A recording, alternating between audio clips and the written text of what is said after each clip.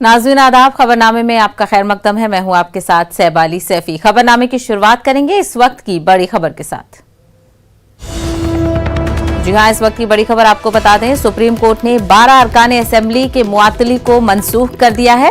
Maharashtra assembly से BJP के 12 अरकान असेंबली को मुअत्तल किया गया था। सुप्रीम कोर्ट ने कहा कि ये मुअत्तली गैर आईनी और मनमानी है। सुप्रीम कोर्ट ने अपने फैसले में कहा कि ये मुअत्तली सिर्फ 21 जुलाई में जारी मॉनसून इजलास के लिए ही की जा सकती थी। तो इस वक्त की बड़ी खबर आपको बता रहे हैं महाराष्ट्र असेंबली के हवाले से। जी हां, महाराष्ट्र असेंबली से बीजेपी के 12 अरकान असेंबली को मुअत्तल किया गया था। जुलाई के सेशन के दौरान ये 12 अरकान की मुअत्तली की गई थी। लगातार इस पर आवाजें उठ रही थी और सुप्रीम कोर्ट में जब इस मामले को लेकर सुनवाई हुई तो सुप्रीम कोर्ट ने आज इस मामले में जो मुअत्तली का फैसला था हुकूमत का, उसको मनसूख कर दिया है। महाराष्ट्र असेंबली से बीजेपी के 12 अरकान असेंबली की मुअत्तली की गई थी। सुप्रीम कोर्ट ने कहा कि ये मुअत्तली गैर आईनी और मनमानी है, यानी सीधे तौर से सुप्रीम कोर्ट ने हुकूमत की सरजनिश की है, क्योंकि जो 12 बीजेपी अरकान की मुअत्तली की गई थी उसको गैर आईनी और मनमानी सुप्रीम कोर्ट ने बताया है। मनमानी सीधे तौर पर इसको कहा है कि हुकूमत की तरफ से, मौजूदा हुकूमत की तरफ से मनमानी के जरिए इन 12 अरकान को मुअत्तल किया गया था। और सुप्रीम कोर्ट ने यह भी वाजे कर दिया है कि मुअत्तली सिर्फ 21 जुलाई में जारी मॉनसून इजलास के लिए ही की जा सकती थी।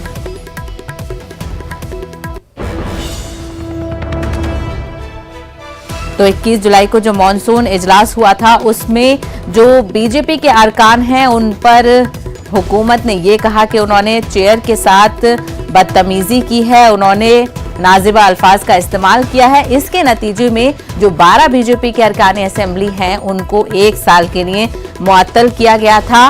और हालांकि जो सुप्रीम कोर्ट की तरफ से इससे पहले जो सुनवाई हुई थी उसमें यह भी कहा गया था कि ये रूल के खिलाफ है। जो चेयर है असेंबली की उनके पास ये इख्तियार नहीं है कि वो किसी भी अरकान असेंबली को 1 साल के लिए मुअत्तल करें। तो हुकूमत की तरफ से 1 साल के लिए 12 बीजेपी अरकान असेंबली को मुअत्तल किया गया था, जिस पर सुप्रीम कोर्ट की सुनवाई हुई और सुप्रीम कोर्ट ने अपना फैसला सुनाते हुए ये कहा है कि ये गैर आईनी और मनमानी है और इस फैसले को मनसूख कर दिया है।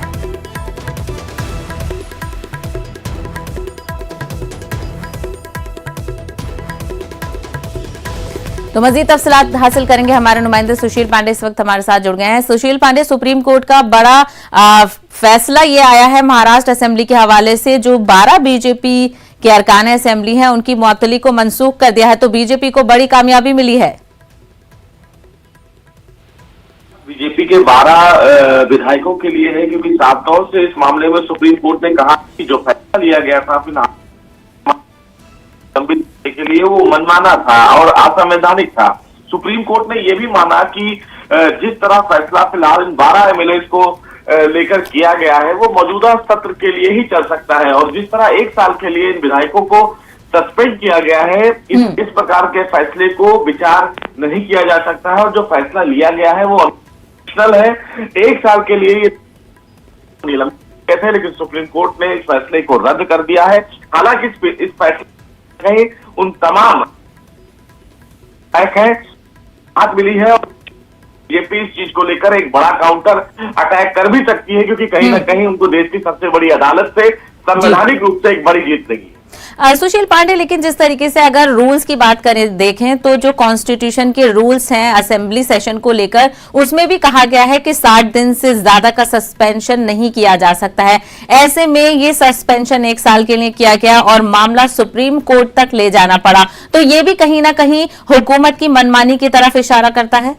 जी देखिए, निश्चित रूप से ये कहीं ना कहीं एक बड़ा फैसला था, और जिस पूरे मामले में आरपी एक्ट में साफ तौर से कहा गया है कि जो मानसून सत्र के निलंबन का मामला होता है वो 60 दिन से ज्यादा नहीं हो सकता है। लेकिन कई ऐसे मामले देखे गए हैं जिनमें जो फिलहाल मानसून सत्र से विधायकों को सस्पेंड किया गया है, जिसमें से तमिलनाडु का मामला देख लीजिए, ताजा मामला है, उत्तराखंड का मामला, मणिपुर का मामला, कई ऐसे मामले हैं जहां पर विधायकों को 1 साल के लिए निलंबित किया भी गया है। हालांकि इस पूरे मामले को लेकर सुप्रीम कोर्ट में हैं और यही आधार देखते हुए फिलहाल सुप्रीम कोर्ट ने भी ये स्पष्ट किया है तरह एक को फिलहाल सस्पेंड किया जा रहा है जो फिलहाल कानूनी और संवैधानिक रूप से गलत है और इसीलिए सुप्रीम कोर्ट ने इस पूरे फैसले को मनमाना और असंवैधानिक माना है। बिल्कुल सुशील, इस मामले में बीजेपी या शिवसेना और महाविकास आघाड़ी की तरफ से कोई बयान आया है सामने?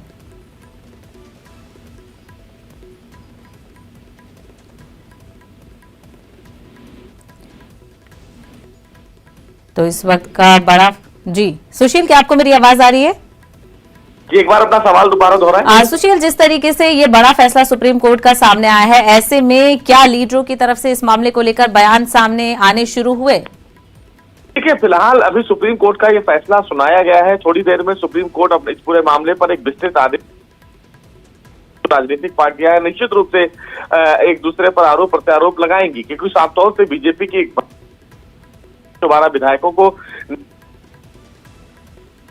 सुशील, आपकी आवाज हमारे तक सही से नहीं पहुंच पा रही है, हम आपसे दोबारा जुड़ने की कोशिश करेंगे।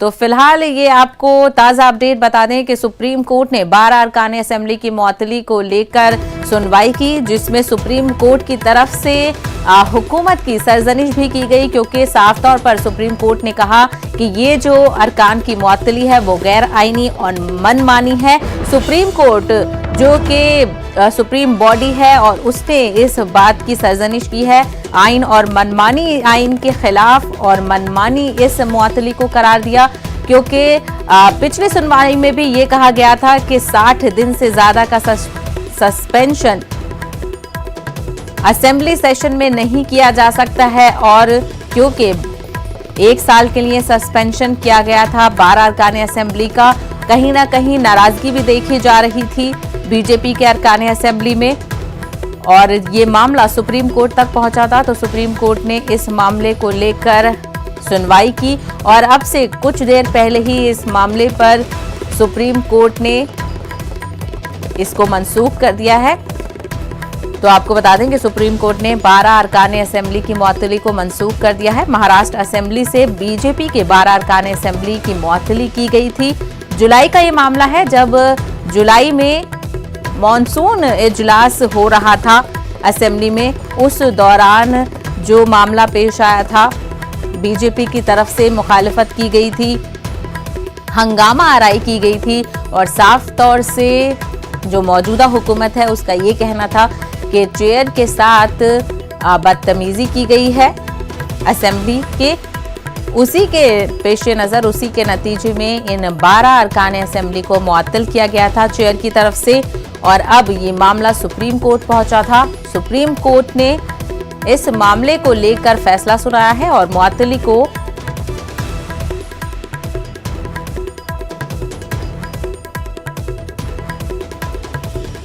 तो इस वक्त की बड़ी खबर आपको बता रहे हैं, सुप्रीम कोर्ट के 12 अरकान असेंबली की मुअत्तली को लेकर जो सुनवाई हुई है उसमें सीधे तौर पर इन मुअत्तली को मनसूख किया है सुप्रीम कोर्ट ने।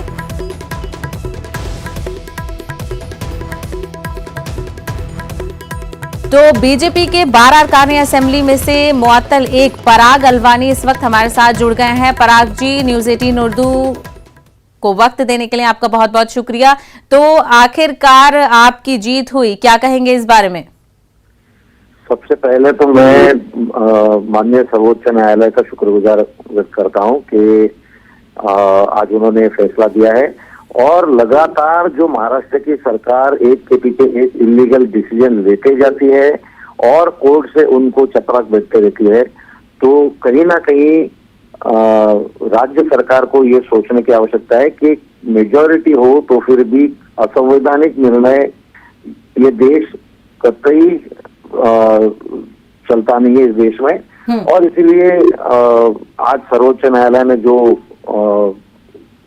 इनका निर्णय खारिज किया है असंवैधानिक निर्णय था और असंवैधानिक निर्णय हमको पहले से हम आश्वस्त थे इस बात को कि सर्वोच्च न्यायालय हमारे तरफ से अपील मान्य करेगी और उन्होंने किया। लेकिन पराग जी जो पिछले अधिवेशन में हमको बाहर रखा गया और हमारे क्षेत्र की समस्या हम उठा नहीं पाए, क्या महाराष्ट्र की सरकार उसकी जिम्मेवारी आज स्वीकारती है?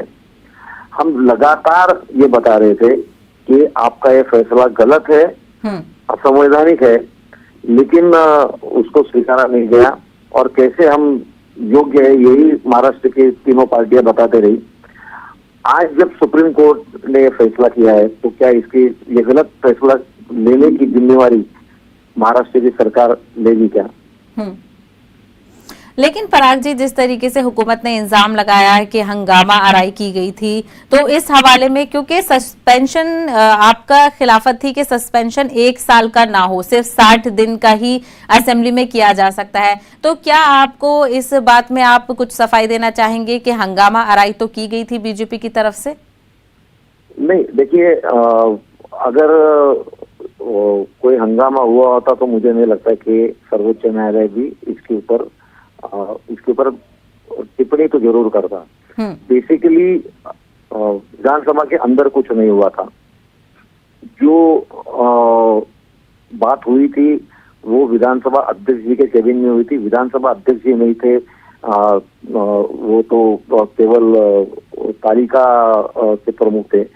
ऐसे अलग अलग विषय है, लेकिन मैं उनमें नहीं जाना चाहता हूँ जी। ये तो बात सही है ना कि एक ऐसा फैसला उन्होंने लिया जिसके खिलाफ हमको सुप्रीम कोर्ट के पास जाना पड़ा और सुप्रीम कोर्ट ने उसे अनकॉन्स्टिट्यूशनल कहा है। देखिए, सही गलत ये केवल इसमें नहीं हुआ है, ये असंवैधानिक है, ये डिक्लेयर हुआ है। तो जो सुप्रीम कोर्ट को दिखता है कि ये अनकॉन्स्टिट्यूशनल है, तो ये अनकॉन्स्टिट्यूशनल निर्णय लेते समय इन्होंने क्या योग्य रूप से लीगल एडवाइस नहीं लिया था क्या? तो मेजॉरिटी पे हम है तो हम केवल गलत फैसले नहीं, हम तो असंवैधानिक फैसले भी लेंगे। इस प्रकार की वृत्ति जो राज्य सरकार ने दिखाई थी, आज उसे करारा जवाब माननीय सर्वोच्च न्यायालय ने दिया है। बिल्कुल जी, ये करारा जवाब तो होगा, लेकिन ऐसे में ये सवाल भी उठता है क्योंकि अपोजिशन पार्टियों की तरफ से लगातार इस तरीके का ट्रेंड बनता जा रहा है कि असेंबली से उनको मुअत्तल होना पड़ता है, हंगामा आराई की जाती रही है। तो ऐसे में अब ये मामले सुप्रीम कोर्ट तक पहुंचने लगे हैं, ये भी बड़ी बात है। पराग जी, ये जो हुआ उसकी शुरुआत यहाँ से हुई कि ओबीसी के आरक्षण के विषय को लेकर के सम्माननीय विरोधी पक्ष नेता को बोलने की इजाजत नहीं दी गई। तो अब इसके ऊपर विरोध तो हमको दर्शाना पड़ेगा। सब स्मूथली चल रहा था, अगर हमको बोलने दिया जाता तो हम ऑफिशियली माइक के ऊपर बोलते। दूसरी बात यह है कि अगर आपको एक चित्र निर्माण करना है सरकार को कि हंगामा किया गया, इनडिसिप्लिन बिहेवियर था, तो किसने क्या किया, 12 लोगों ने किसने क्या किया, ये रोल बताना चाहिए था।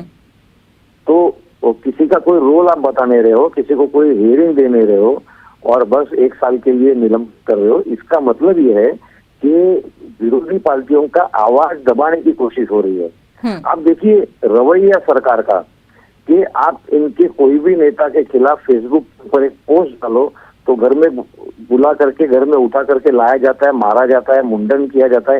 ये जो रवैया है सरकार का और सरकारी तीनों पार्टियों का, उसी रवैये का एक पार्ट था कि 1 साल के लिए हम बिल्कुल। तो पराग जी, ये तो वाज़ेह हो गया है सुप्रीम कोर्ट की तरफ से कि हुकूमत का जो ये फैसला था वो गैर आईनी और मनमानी है। चलिए, अब ये अच्छी खबर है कि इस मुअत्तली को मनसूख कर दिया गया। हमसे बात करने के लिए पराग जी बेहद शुक्रिया। जी शुक्रिया।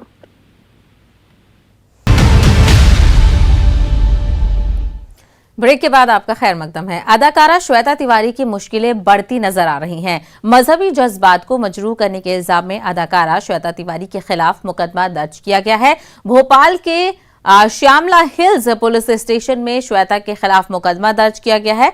श्वेता तिवारी के मुतनाज़ा बयान पर हिंदू तंजीमें बरहम है। मध्य प्रदेश के वजीर दाखिला नरोत्तम मिश्रा ने भी श्वेता के बयान की मजम्मत की है।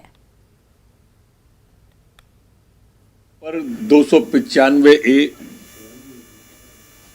आईपीसी की धारा के तहत मुकदमा दर्ज कल हुआ है। इसके बाद में अगली कार्रवाई की जाएगी। तो मजीद तफसील हासिल करेंगे हमारे नुमाइंदे मेहताब आलम इस वक्त हमारे साथ जुड़ गए हैं। मेहताब आलम, ये मामला बढ़ता ही जा रहा है, वजीर दाखिला ने भी जांच का हुक्म दे दिया है और अब FIR तक भी दर्ज हो गई है। सहबा FIR आज दर्ज की गई है, और लेकिन ये मामला ये है कि परसों मतलब तो रोज कबल जो श्वेता तिवारी भोपाल में जो वेब सीरीज फैशन की शूटिंग के सिलसिले में यहाँ पे टीम के साथ आई थी, और उन्होंने जो है मीडिया से बातचीत के दौरान जो है जो बयान दिया मुतनाज़ है, उस बयान को लेकर हिंदू तंजीमों ने मध्य प्रदेश के अलग अलग शहरों में राजधानी भोपाल में एहतजाज किया, और एहतजाज के बाद जो मध्य प्रदेश के वज़ीर दाखिला ने खुद इस बयान की मजम्मत की और कमिश्नर को 24 घंटे के अंदर तमाम पहलुओं पर जांच करते हुए रिपोर्ट दर्ज करने की बात कही थी। और कमिश्नर मकरंद देवस्कर ने इस मामले की जांच करते हुए जो है भोपाल के कोहे थाना श्यामला हिल्स में मामला दर्ज किया गया है 295A के तहत। अब ज़ाब्ते के तहत क्या कार्रवाई की जाती है ये देखना बाकी होगा, लेकिन मध्य प्रदेश के वज़ीर दाखिला ने इस मामले में अपना बयान दिया है कि जो FIR दर्ज की गई है और ज़ाब्ते के तहत इस मामले पर कार्रवाई होगी। बिल्कुल, तो FIR दर्ज हो गई है। वहीं अब देखना ये होगा कि श्वेता तिवारी इस मामले को लेकर कुछ बयान देती हैं या नहीं। मेहताब आलम, हमसे बात करने के लिए बेहद शुक्रिया।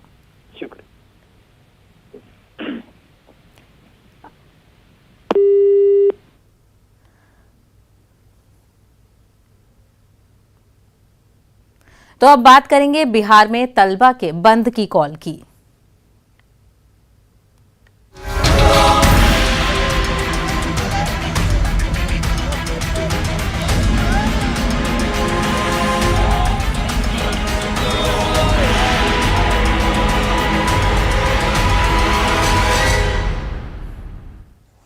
RRB NTPC इम्तिहान के नताइज में धांधली के खिलाफ तलबा ने आज बंद की कॉल दी है। तलबा के बंद की अपोजिशन जमातों की तरफ से भी हिमायत मिल रही है।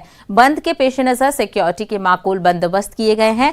ख्याल रहे कि रेलवे भर्ती बोर्ड के non technical popular category exam के नताइज के खिलाफ तलबा सड़कों पर उतर आए हैं। हालांकि वजारत रेल की जानिब से इस पूरे मामले की जांच के लिए कमेटी तश्कील दी गई है, लेकिन तलबा इससे मुतमईन नहीं नजर आ रहे हैं।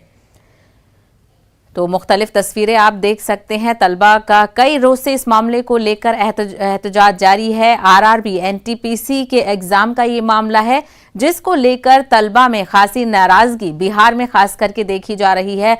मुख्तलिफ तस्वीरें हम आपको दिखा रहे हैं। तलबा का एहतजाज जारी है, तो वहीं आज इस मामले को लेकर तलबा की तरफ से बंद की कॉल दी गई थी। हालांकि जो अपोजिशन पार्टियां हैं, उनके जो लीडर्स हैं, वो तलबा के हक में आवाज उठा रहे हैं। उनकी हिमायत भी तलबा के बंद को हासिल है। अपोजिशन पार्टियां हिमायत कर रही हैं तलबा के बंद की। वहीं कैसा इसका असर देखा जा रहा है वो भी हम आपको दिखाएंगे। हमारे नुमाइंदों ने हालात का जायजा लिया है, क्योंकि सुबह से ही ये बंद शुरू हो गया है।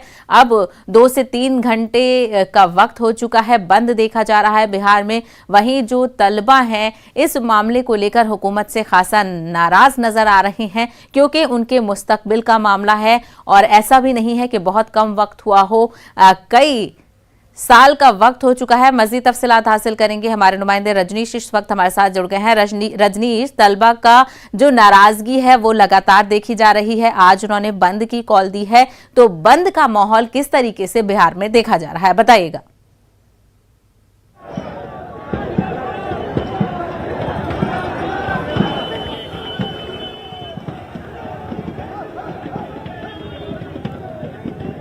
तो रजनीश हमारे दोहराएंगे एक बार जी। रजनीश, किस तरीके से बंद का माहौल वहां पर देखा जा रहा है आज बिहार में? आपको कि सुबह से ही अगर बिल्कुल देखिए, सुबह से ही जिस तरह से उम्मीदें की जा रही थी कि बड़ी संख्या में जो छात्र हैं वो सड़क पर उतरेंगे, हालांकि जो परीक्षार्थी हैं वो नहीं उतरे, क्योंकि रात में ही जिस तरह सुशील कुमार मोदी ने ट्वीट किया था कि एक छात्र एक रिजल्ट और ग्रुप डी की परीक्षा में एक बार ही परीक्षा ली जाएगी। उसके बाद जो परीक्षार्थी हैं वो पीछे हट गए। हालांकि जो छात्र संगठन है, जनाधिकार पार्टी के हों या फिर AIDSO के या आयसा के, वो तमाम छात्र संगठन पटना यूनिवर्सिटी से लेकर डाक बंगला चौराहा तक लगातार प्रोटेस्ट कर रहे हैं। और ये तस्वीर डाक बंगला पर आप देख पा रहे हैं किस तरह से बड़ी संख्या में जो छात्र संगठन है वो उन्होंने सड़क जाम कर दिया है, और राहगीर जो भी आ रहे हैं उन्हें रोका जा रहा है। कई ऐसे राहगीर हैं जिन पर डंडे भी बरसाए गए हैं। तो एक भीड़ जो आपको हम दिखा पा रहे हैं कि देखिए, डाक बंगला चौराहा जो प्रमुख शहर का जो चौराहा पर किस तरह से नाकेबंदी कर दी है छात्र संगठनों ने। और यहाँ पर आइसा के जो कार्यकर्ता हैं, देखिए बड़ी संख्या में किस तरह से लगातार जो है ढोल बजाकर विरोध जता रहे हैं।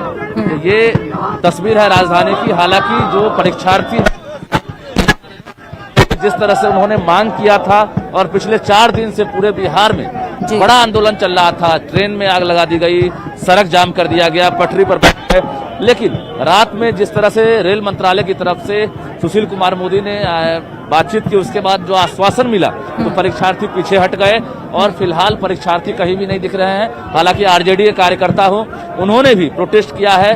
पप्पू यादव के जो कार्यकर्ता हैं जन अधिकार पार्टी के, वो सड़क पर दिख रहे हैं। तो निश्चित रूप से जो आंदोलन है, जिस तरह से आगाज किया गया था, उस तरह का आंदोलन फिलहाल नहीं दिख रहा है। लेकिन डाक बंगला चौराहा है तो यहाँ पर फिलहाल जो छात्र हैं वो संगठन वाले नजर आ रहे हैं। जी बिल्कुल, तो काफी तादाद में तलबा नजर आ रहे हैं। रजनीश, ये बताइएगा, तलबा के अलावा भी इस बंद में कौन कौन लोग हैं? क्या जो मार्केट के दुकानदार हैं उनकी हिमायत भी तलबा को हासिल है, स्टूडेंट्स को?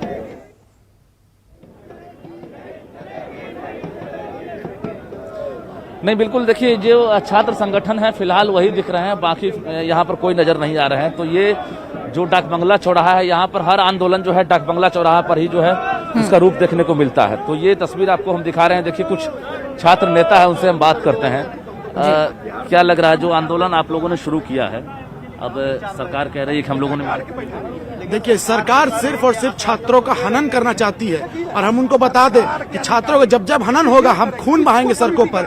आप देख रहे हैं यहाँ पर पिछले दिन में देखे थे रेलवे ट्रैक पे जब छात्रों ने बंद किया तो कोई नहीं पहुंचा वहां पर, सिर्फ पप्पू यादव जी को अलावा छोड़कर। महागठबंधन ने तो ऐलान कर दिया कि हम छात्रों के साथ हैं, लेकिन वो लोग सब चूड़ियां पहनकर अपने अपने रूम में सोए हुए हैं। विपक्ष के नेता कब तक रहेंगे ये जाम में? जब तक सरकार बात नहीं मानेगी तब तक हम सड़कों पर रहेंगे। ये देखिए जाप के जो कार्यकर्ता है, नेता है, यहाँ पर बड़ी संख्या में पहुंच गए हैं और सड़क पर बैठे हुए हैं। तो ये आंदोलन है और आंदोलन जो है राजधानी पटना में कहेंगे तो चारों तलबा का आज बंद की कॉल दी है। सीधी तस्वीरें हमने नाजरीन को दिखाई। काफी तादाद में जो तलबा तंजीमें हैं वो इस वक्त सड़कों पर मौजूद हैं और फिलहाल जो माहौल है वो पुरअमन दिखाई दे रहा है। रजनीश, हमसे बात करने के लिए बेहद शुक्रिया। तो इस वक्त की बड़ी खबर आपको बता दें, SC/ST के लिए प्रमोशन में रिजर्वेशन का मामला। सुप्रीम कोर्ट ने रिजर्वेशन की शराइत को कम करने से इनकार कर दिया है। सुप्रीम कोर्ट ने कहा प्रमोशन में रिजर्वेशन देने से पहले हुकूमत आदादो-शुमार हासिल करे। तो SC/ST रिजर्वेशन को लेकर आज इस मामले की सुनवाई होनी थी। आपको बता दें, SC/ST के लिए प्रमोशन में रिजर्वेशन के मामले पर सुप्रीम कोर्ट ने रिजर्वेशन की शराइत को कम करने से इनकार कर दिया है। तो बड़ा फैसला सुप्रीम कोर्ट की तरफ से इस वक्त सुनाया गया है। सुप्रीम कोर्ट ने रिजर्वेशन की शराइत को कम करने से इनकार कर दिया है। सुप्रीम कोर्ट का कहना है कि प्रमोशन में रिजर्वेशन देने से पहले हुकूमत आदादो-शुमार हासिल करे।